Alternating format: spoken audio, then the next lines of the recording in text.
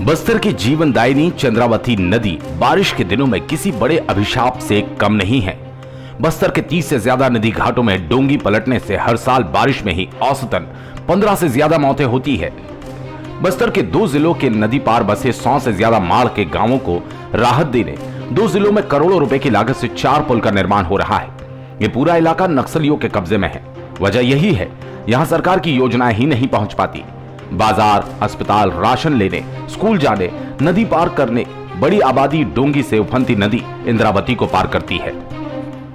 इंद्रावती नदी पर पुल निर्माण का काम अभी अंतिम चरण पर चल रहा है।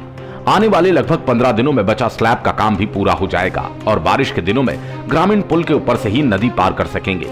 वहीं इलाके के ग्रामीणों के चेहरे पर इस बात को लेकर मुस्कान थी कि इस बार उन्हें डोंगी से नदी पार नहीं करना पड़ेगी, लेकिन खौफ अभी भी नक्सलियों का है।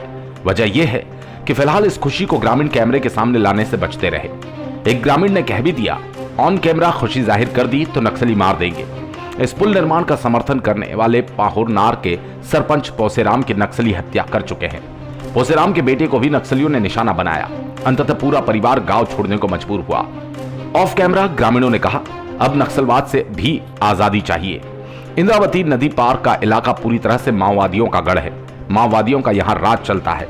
बरसात के दिनों में नदी के अंतिम छोर वाले घाट में माओवादियों का डेरा है।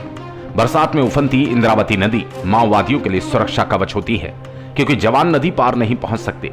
नदी पर पुल निर्माण से नक्सली पूरी तरह बौखलाए हुए हैं।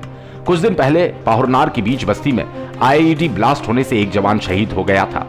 इंद्रावती नगर में हर साल बारिश के दिनों में नाव पलटने से हादसे होते हैं। कई दफा ग्रामीणों के शव भी नहीं मिल पाते। यदि सरकारी आंकड़ों की बात की जाए तो दोनों जिलों में नाव पलटने से पिछले 5 सालों में 55 से ज्यादा लोगों की मौत हुई। इसके अलावा उफनती इंद्रावती नदी के बीच में चट्टान में नाव फंसने से 100 से ज्यादा लोगों को प्रशासन ने रेस्क्यू कर बचाया है।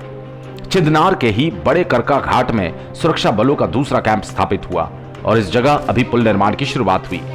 पाहुरनार और करका घाट की दूसरी महज 1 किलोमीटर की दूरी है। अभी इसके निर्माण में पूरा होने में अभी वक्त लगेगा। इस पुल के बनने से नदी पार गांव करका के ही सिर्फ 500 ग्रामीणों को फायदा मिलेगा। यहां के ग्रामीणों ने कहा कि इस जगह पुल निर्माण व्यर्थ है, क्योंकि बड़े कारका के ग्रामीण तो पाहुरनार पर बने पुल से आना जाना कर सकते हैं। इसकी बजाय मुचनार घाट पर पुल बनता तो ज्यादा फायदा मिलता।